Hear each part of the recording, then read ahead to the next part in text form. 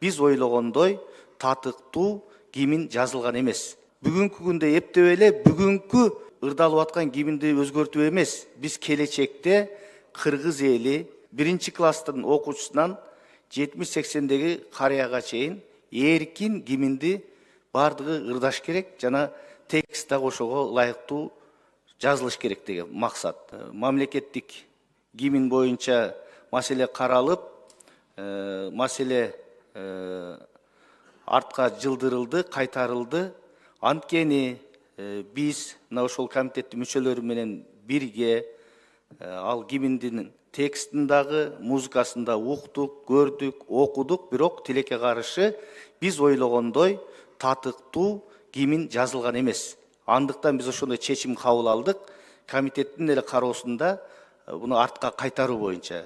Биздин максат бүгүнкү күндө эптеп эле бүгүнкү ырдалып аткан гимнди өзгөртүү эмес. Биз келечекте кыргыз эли 7 жашар баладан 1-класстын окуучусунан 70-80деги карыяга чейин эркин гимнди бардыгы ырдаш керек жана текст да ошого ылайыктуу жазылыш керек деген максат. Анан мен мына гимн жаза турган, кийинки конкурска катыша тургандарга айтып коет элем. Мына бардыгы марш түрүндө жазылганда, бул маршты бардыгы ырдай албайт.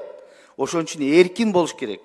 Жанагы кыргыз жерине окшогон, мекенин мейкинге окшогон мындай эркин жазылыш керек. Музыкасы дагы. Биз баягы советтик түзүлүштөгү марш стилинен кетишибиз керек. Мына ошондо өзүңөрдү убара кылбай ушундай эркин жазсаңыздар, биздин бардык жарандарыбыз жеке эле бир мамлекеттик же саясий иш-чараларда эмес, ар кандай мааракелерде, тойлордо да ырдай тургандай гимн болуш керек. Биз максатыбыз ошол. Ошондуктан биз аны четке кактык.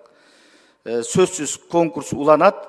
Бардык Кыргызстандын жарандары катышууга толук акысы бар. Аны үчүн атайын байгелерди да урматтуу президентибиз менен биргелешип чечип койгонбуз. Экинчиси, мына тейлөө кызматтары боюнча сөздөр аябай көп, элде нааразычылыктар көп. Мына айрыкча Алмаз Акунжанович, ушу министрлер кабинетине чоң мындай сын пикирлер айтылып атат. Кафе, ресторандарда тейлөөгө байланышкан бая пайыздарды алып, тейлөө бекер деген менен дароо ошол кафе, ресторандардын кожоюндары тамак аштын баасына ошону кошуп койду дейт. Ага акылдын деле кереги жок да.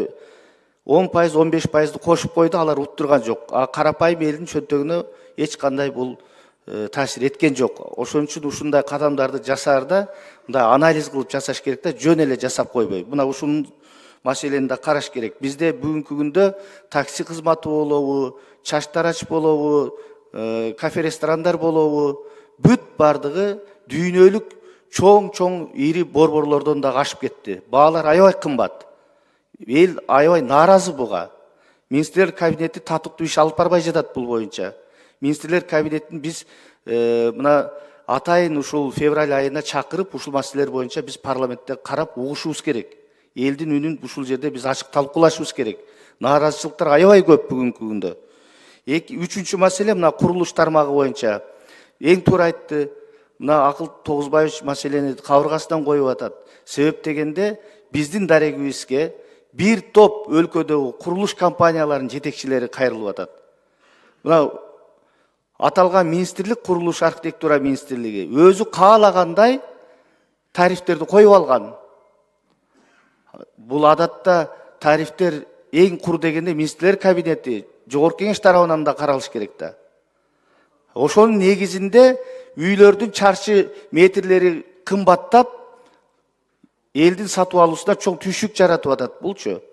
Ошон үчүн мындай нааразычылыктар боюнча дагы мына тийиштүү парламенттик комитет, курулуш архитектура боюнча, транспорт боюнча комитет Кубанычбек мырза эмки жумада сиздер комитеттин кароосуна ушул маселени алып чыккыла, талкуулап, андан кийин пленардык жыйында карайлы.